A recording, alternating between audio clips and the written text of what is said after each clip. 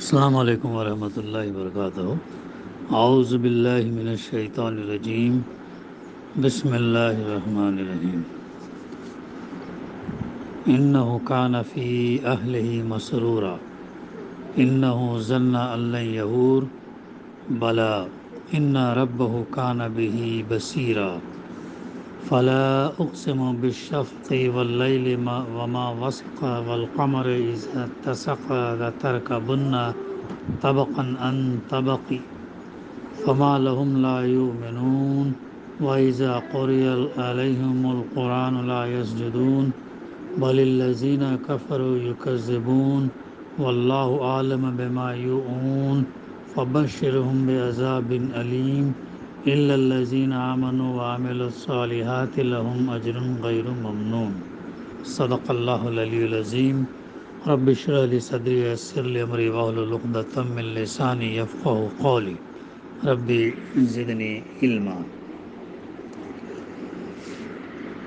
وہ اپنے گھر والوں میں مگن تھا، اس نے سمجھا تھا کہ اسے کبھی پلٹنا نہیں ہے۔ پلٹنا کیسے نہ تھا، اس کا رب اس کے کرتوت دیکھ رہا تھا۔ بس نہیں، میں قسم کھاتا ہوں شفق کی اور رات کی اور جو کچھ وہ سمیٹ لیتی ہے، اور چاند کی جب کہ وہ ماہ کامل ہو جاتا ہے۔ تم کو ضرور درجہ بدرجہ ایک حالت سے دوسری حالت کی طرف گزرتے چلے جانا ہے۔ پھر ان لوگوں کو کیا ہو گیا ہے کہ یہ ایمان نہیں لاتے، اور جب قرآن ان کے سامنے پڑھا جاتا ہے تو سجدہ نہیں کرتے۔ یہ سجدے والی آیت ہے، بعد میں جو ہے ہم اس کا سجدہ کر لیں گے انشاءاللہ۔ بلکہ یہ منکرین تو الٹا جھٹلاتے ہیں، حالانکہ جو کچھ یہ اپنے نامہ اعمال میں جمع کر رہے ہیں اللہ اسے خوب جانتا ہے، لہٰذا ان کو دردناک عذاب کی بشارت دے دو۔ البتہ جو لوگ ایمان لے آئے ہیں اور جنہوں نے نیک عمل کیے ہیں ان کے لیے کبھی ختم نہ ہونے والا اجر ہے۔ صدق اللہ العلی العظیم۔ سورہ الانشقاق کی تفسیر کا سلسلہ الحمدللہ جاری ہے۔ ابھی میں نے آپ کے سامنے آیت نمبر 13 سے اس کے اختتام یعنی آیت نمبر 25 تک کی تلاوت اور اس کی ترجمانی پیش کیا۔ گزشتہ جو ہمارے سامنے جو باتیں ضمن میں آئیں اس صورت کی، یہ بڑی معروف صورت ہے۔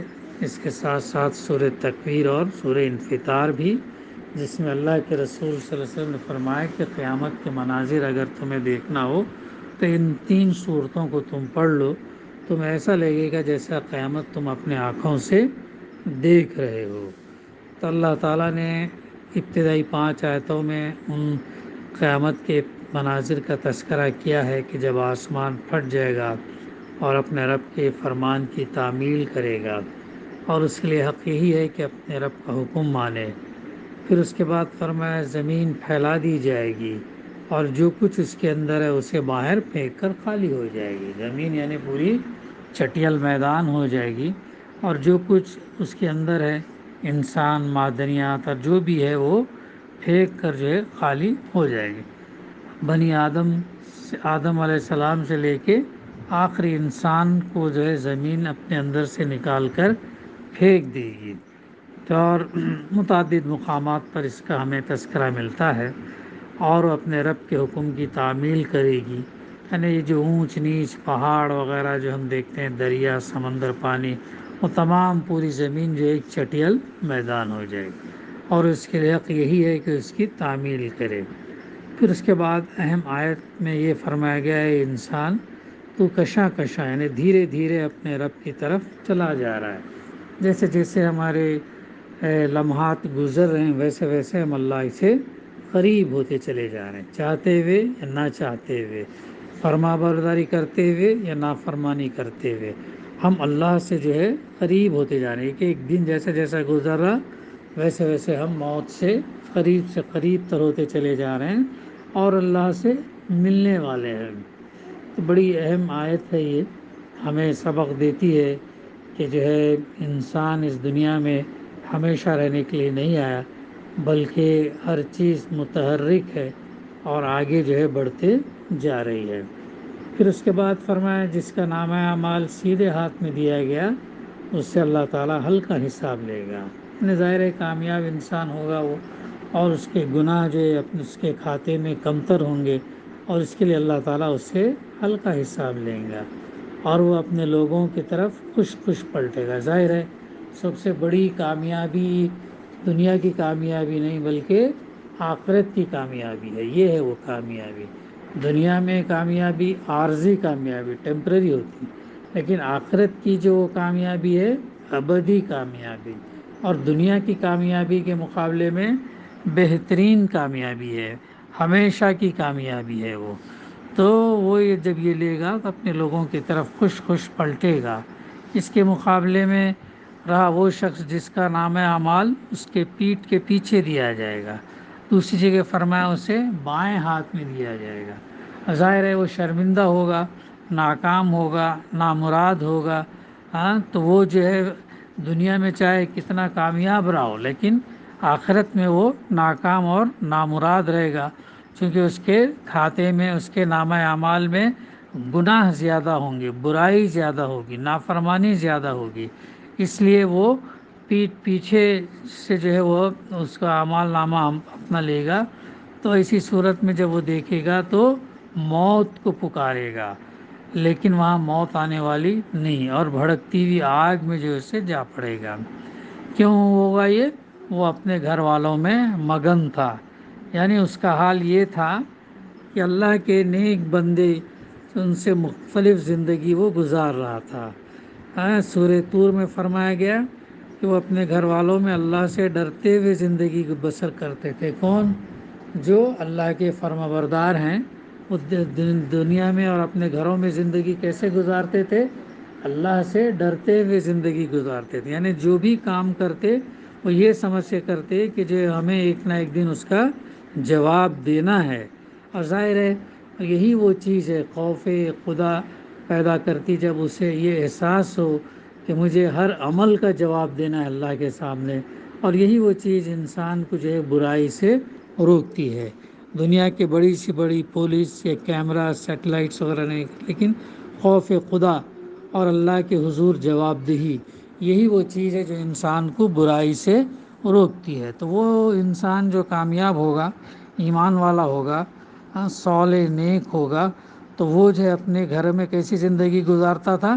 اللہ سے ڈرتے ہوئے زندگی گزارتا تھا، یعنی ہر وقت انہیں یہ خوف لاق رہتا تھا کہ کہیں بال بچوں کی محبت میں گرفتار ہو کر ہم ان کی دنیا بنانے کے لیے اپنی آخرت برباد نہ کر لیں۔ یہ ہوتا ہے یہ بہت دفعہ جو ہے اللہ تعالیٰ نے مال اور اولاد دونوں جو ہم کو دیا ہے آزمائش کے لیے دیا ہے، تو اللہ تعالیٰ کسی کو یہ دے کر کے آزماتا ہے، اور اللہ تعالیٰ کسی کو جو ہے اسے لے کر آزماتا ہے، نہیں دے کر آزماتا ہے۔ تو دونوں صورتوں میں انسان کی اس زندگی کے اندر آزمائش ہے، اس دنیا کے اندر آزمائش ہے، یعنی وہ کیسے اپنی زندگی گزارتا، اللہ سے ڈرتے ہوئے فرما بردار ہو کر، یا نہیں ڈرتے ہوئے یا نافرمانی کرتے ہوئے گزارتا۔ تو بال بچوں کی زندگی بنانے میں حلال حرام کا لحاظ نہ کرتے ہوئے اگر وہ زندگی گزارتا ہے تو پھر وہ ناکام ہو جائے گا۔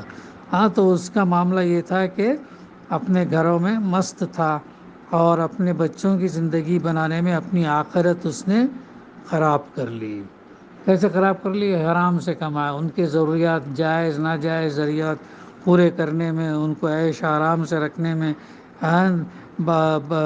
حلال اور حرام کی تمیز کیے بغیر ان کو جو ہے جو بھی کھلایا وہ خود گناہ کماتے گیا، لیکن ان کو لطف اندوز کرتا رہا، ان کو لذتیں آتے۔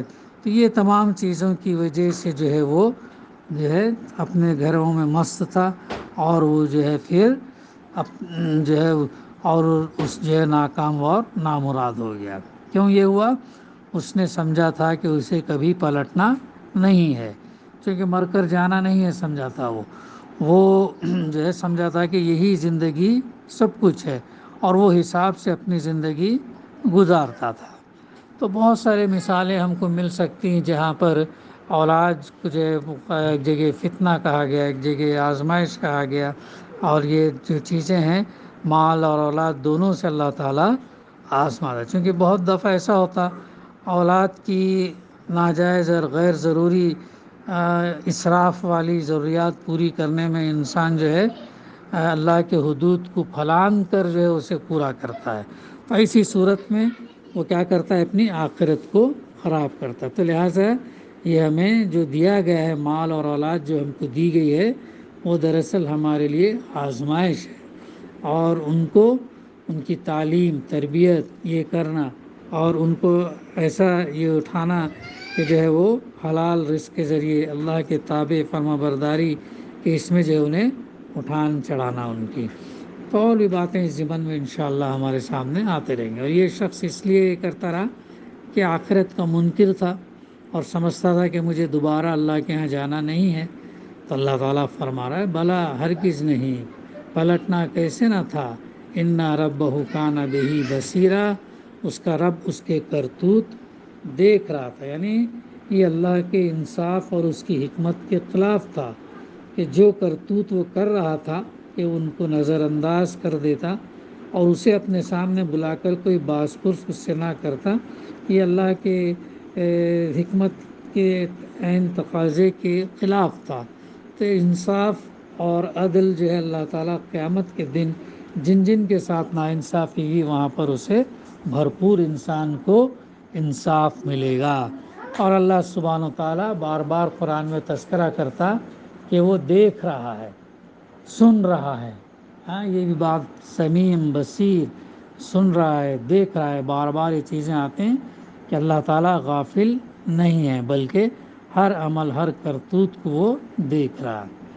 پھر آگے فرمایا جا رہا ہے فَلَا أُقْسِمُ بِالشَّفَقِ وَاللَّيْلِ وَمَا وَسَقَ وَالْقَمَرِ إِذَا اتَّسَقَ لَتَرْكَبُنَّ طَبَقًا عَنْ طَبَقٍ، بس نہیں میں قسم کھاتا ہوں شفق کی اور رات کی اور جو کچھ وہ سمیٹ لیتی ہے، اور چاند کی جب کہ وہ ماہ کامل ہو جاتا ہے، تم کو ضرور درجہ بدرجہ ایک حالت